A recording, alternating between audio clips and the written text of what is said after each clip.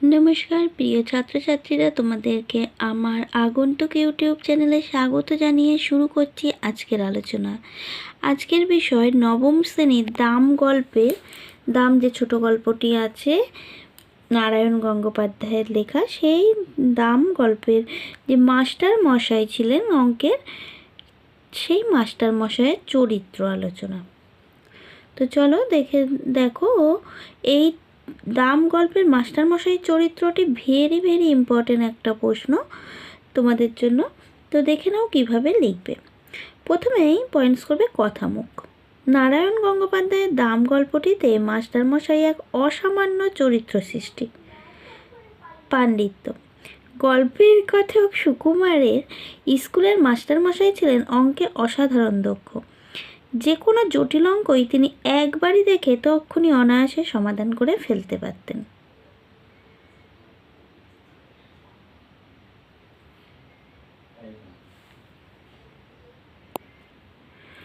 এরপরের পয়েন্টস হবে আবেগময়তা।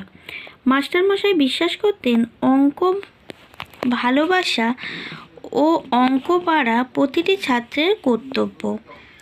এই আবেগের কারণেই ছাত্ররা অঙ্ক না পারলে তার প্রকাণ্ড হাতের প্রচণ্ড চর নেমে আসতো তাদের পিঠে।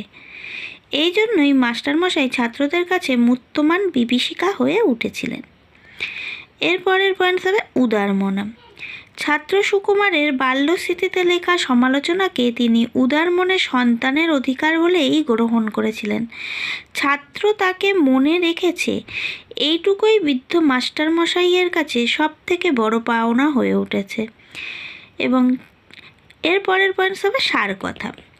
মাস্টারমশাইয়ের মধ্যে ছাত্রদের মন এবং আগ্রহকে বুঝে নেওয়ার ক্ষেত্রে সীমাবদ্ধতা ছিল, কিন্তু তিনি ছিলেন একজন আদর্শনিষ্ঠ, কর্তব্যপরায়ণ এবং ছাত্রদরদী শিক্ষক।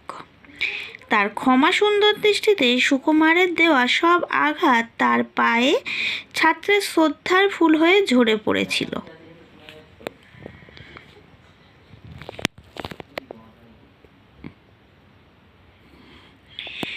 এই হলো দাম গল্পের মাস্টারমশাইয়ের চরিত্র।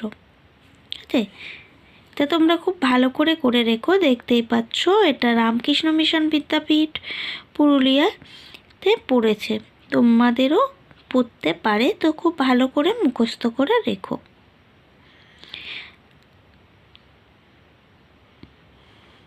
আজকে এখানেই শেষ করছি আলোচনা। তবে তোমাদের যদি ভালো লাগে ভিডিওগুলি অবশ্যই লাইক করো, কমেন্ট করে জানিও কেমন লাগছে। আর যদি নতুন কিছু জানার থাকে তো অবশ্যই সেটা লিখে পাঠিও, আমার কাছে থাকলে আমি তোমাদেরকে অবশ্যই দেব। আর বলে রাখি, যারা নতুন দেখছো এই চ্যানেলটি, তারা একটা সাবস্ক্রাইব করে দিও, তাহলে এই ধরনের ভিডিও দেওয়ার সাথে সাথেই তোমরা পেয়ে যাবে।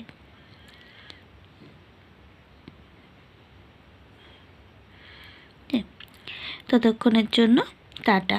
আবার চলে আসবো পরের দিন নতুন কোনো একটা বিষয় নিয়ে আলোচনাতে।